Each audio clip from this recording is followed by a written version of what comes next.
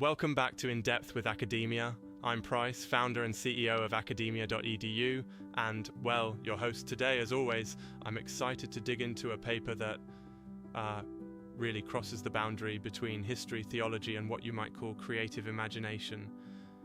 The paper is titled Faith in the Ruins: 10 Lessons from Nicene Christianity in the Age of the Hollow Vale. And it's by Alexander Paul Burton. Remember, all neutral presentation here, definitely not an endorsement, just a look at what the paper proposes. So, what's at the heart of the paper?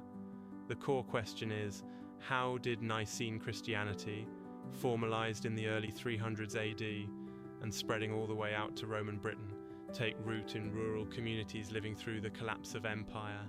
And maybe more importantly, what kind of practical day-to-day lessons or virtues did it offer ordinary people who were, scraping by in turbulent times? Burton uses a sort of half-historical, half-fictional lens.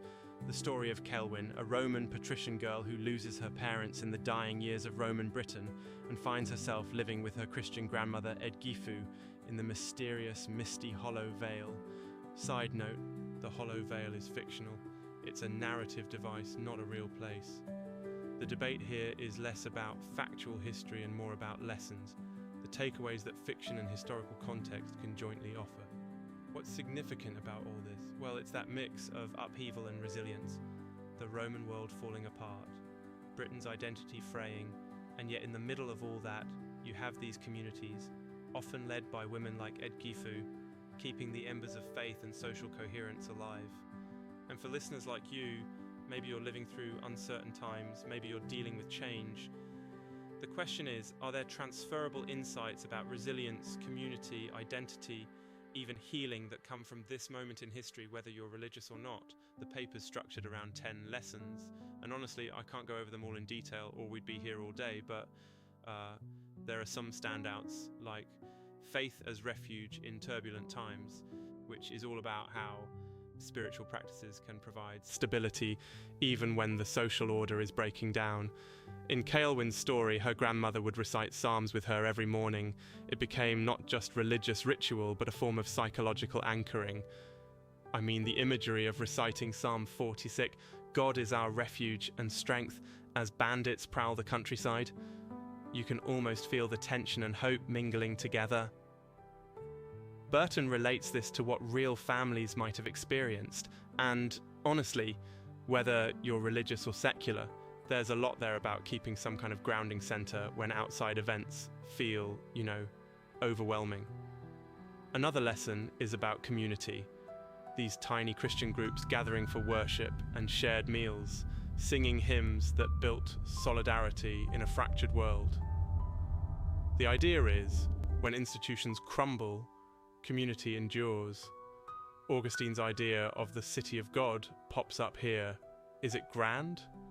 No, it's more like furtive meals in secret, people passing bread and catching up. Again, the paper reminds us, this is not about big monuments, it's about the way day-to-day kindness and support keep societies functioning. There's also this strong emphasis on practical stewardship, caring for land, healing with herbs, and seeing those things as spiritual acts.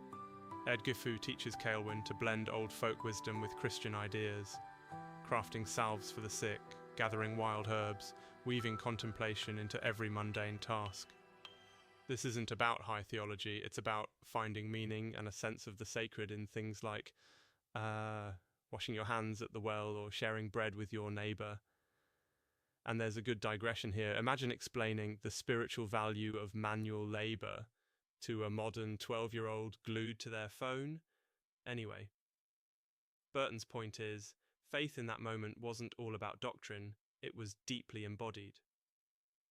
The paper goes on, the importance of memory and oral tradition. With literacy fading away in post-Roman Britain, oral psalms and prayers take on fresh meaning. It highlights how communities pass resilience down through song, recitation, and collective memory, not just dusty books or marble statues. In a way, it's reminding us that what survives is not always what's written, but what's lived and shared. What about forgiveness? In these small, sometimes tense rural communities, Forgiveness moves from abstract teaching to a necessary survival skill. There's an anecdote. Eadgifu bakes bread for a neighbor who's insulted her, bridging divides with action, not just words. That lesson, forgiveness repairs the thread. Burton uses the image of weaving, which honestly is kind of beautiful. Let's not forget the role of place. Faith blends with the land, the mists, the old stone circles. Christianity doesn't push away the old customs in the Hollow Vale. It adapts and absorbs. There's this message that resilience is found, not by erasing the past, but by weaving together what's old and new. For you listening, whatever your context, it's a reminder. Maybe rigid lines and hard borders aren't always the answer. Sometimes adaptability wins the day. Remember, I'm presenting all this neutrally, not endorsing, not critiquing, just sharing the insights. Burton's paper isn't absolute truth, and in many ways it leans into the creative, even speculative side of historical analysis. So, what's in it for you?